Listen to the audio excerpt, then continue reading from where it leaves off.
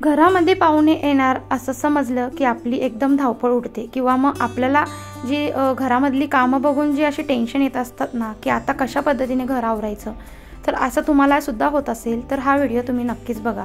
तर आपल्या घरात एखादा जर कार्यक्रम वगैरे असला किंवा घरामध्ये लग्न कार्य असलं किंवा जर आजूबाजूला जर कोणी पाहुणे वगैरे कुठे येणार असेल आपल्या एरियामध्ये, तर आपल्या घरी नक्कीच देखील येतात।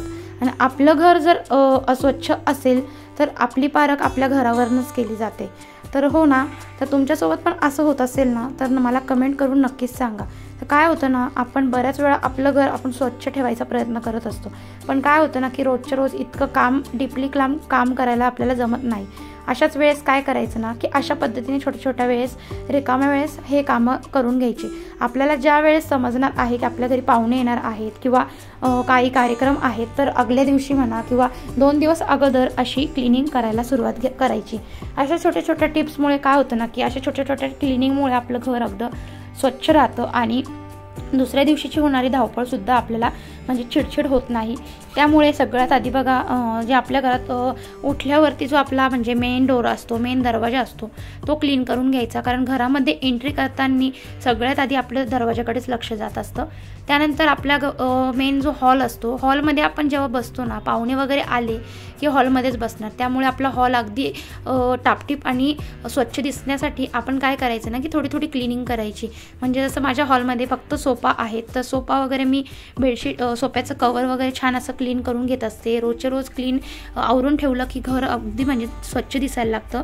त्यानंतर टी वगैरे छान टी युनिट म्हणा किंवा टी असेल तुमच्या घरात किंवा आजूबाजूच्या हॉलमध्ये काही वस्तू असतील तर ते छान अशा पुसून घ्यायच्या, कारण त्यावरती सुद्धा धूळ बसलेली असती आणि दिसायला ते अगदी अस्वच्छ दिसतं। आणि येणारा जो व्यक्ती असतो ना, तर तो आपल्याला म्हणजे नाव ठेवायला पहिले तयार असतात लोक, कारण त्यामुळे आपण आपलं घर स्वच्छ ठेवायचा प्रयत्न करायचा।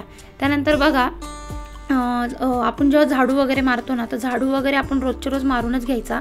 आणि फरशी तर आपण आठवड्यातून 2दा किंवा 3दा किंवा तुम्ही रोज पुसत असाल तर अजूनच चांगलं, पण जरा काही एखादा फंक्शन असेल तर आपण अगल्या दिवशीच झाडू वगैरे किंवा फरशी वगैरे पुसून घ्यायची। म्हणजे आपली दुसऱ्या दिवशी होणारी जी धावपळ असते ना, त्यामध्ये आपल्याला कधी फरशी पुसायला जमत नाही, त्यामुळे आधीच अशी तयारी करून घ्यायची। आणि मग काय होतं ना की सकाळच्या गडबडीमध्ये आपण हे कामं विसरूनच जातो। त्यामुळे तर पुढचं असं असतं ना की आपण जेव्हा आहे ना किचनमध्ये येतो किंवा किचनमध्ये ज्या आपल्या घरातले जे म्हणजे ज्या महिला असतात, म्हणजे ज्या लेडीज असतात, त्या जास्त करून आपल्या किचनमध्ये येत असतात। किचनमध्ये घर बघायला तर नक्कीच येत असतात, किंवा किचनमध्ये आल्यानंतर आपल्या घरामध्ये जी किचनमध्ये भांडे म्हणा, पसारा म्हणा, तो बघून मग आपले समोरचे जे पाहुणे असतात ते आपली पारख करतात। म्हणजे आपल्याला म्हणजे आपल्याबद्दल म्हणजे क्वेश्चन करतात की ही अशीच आहे, ही असंच म्हणजे घर स्वच्छ ठेवते, किंवा हिच्या किचनमध्ये इतका सारा म्हणजे पसारा असतो, घाणेरडं किचन ठेवते।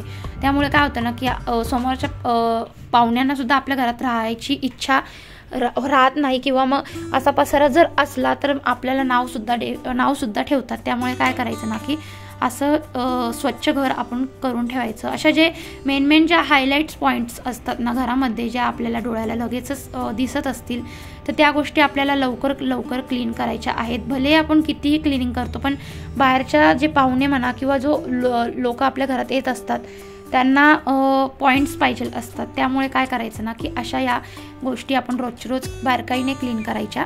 त्यानंतर पुढचं म्हणजे माझ्याकडं तुम्हाला एक DIY दाखवणार आहे। तर माझ्याकडे ही बॉटल होती, तर बॉटल फेकून देण्याऐवजी मी तिचा रियूज केलेला आहे आणि त्यामध्ये छान असं पाणी भरून जे स्पायडर ट्री होतं माझ्याकडं, त्याला असे छान असे छोटे स्पायडर ट्री फुटलेले होते। तर म्हटलं पाण्यामध्ये स्टोअर करूया, पाण्यामध्ये सुद्धा हे ग्रो होतात। त्यामुळे मग बॉटल्समध्ये भरून छान असे डेकोरेट केलं किचन।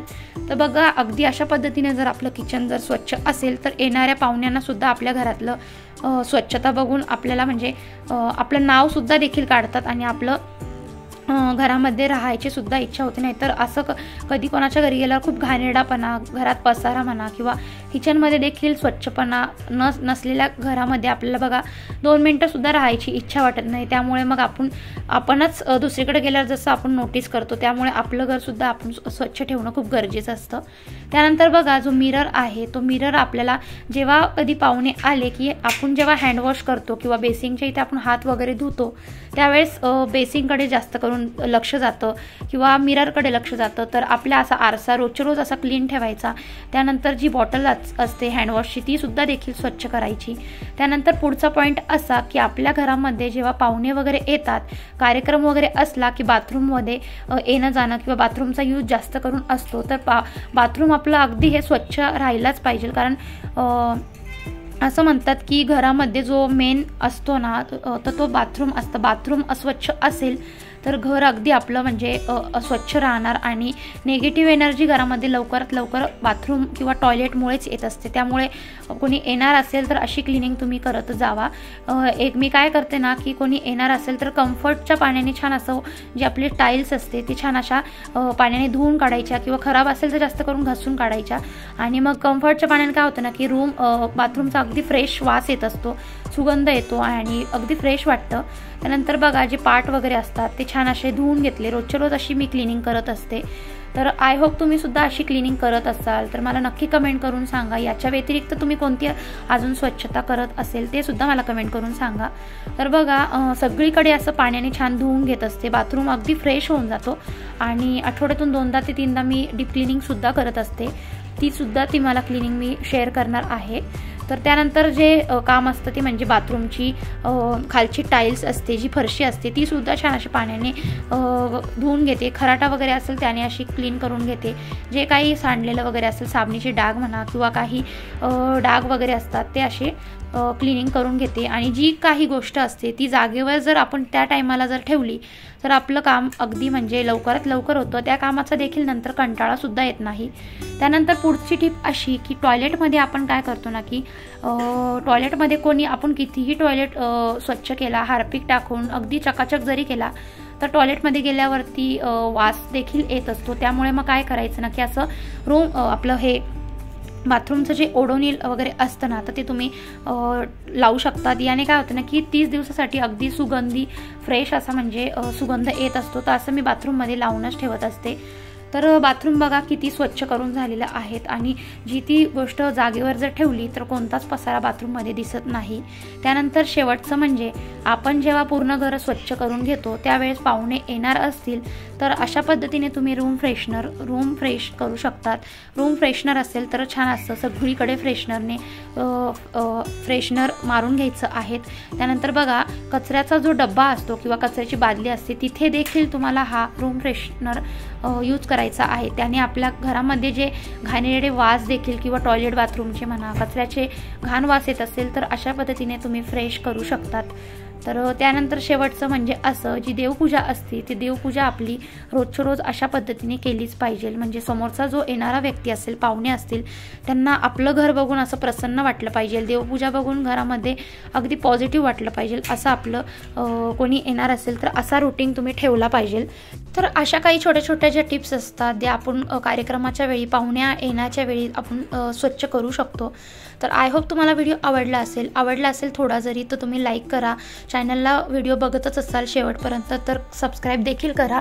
बेल आयकॉनला प्रेस करा आणि कमेंट करा. व्हिडिओ नक्कीच बघत असाल तर कमेंटसुद्धा करा. तुम्ही काहीतरी प्रतिक्रिया दिली तर मला पुढे व्हिडिओ बनवण्यासाठी मोटिवेशनल वाटत असतं, छान वाटतं तुमच्या कमेंट बघून. तर व्हिडिओ आता इथेच संपवते. आता भेटते पुढच्या व्हिडिओमध्ये.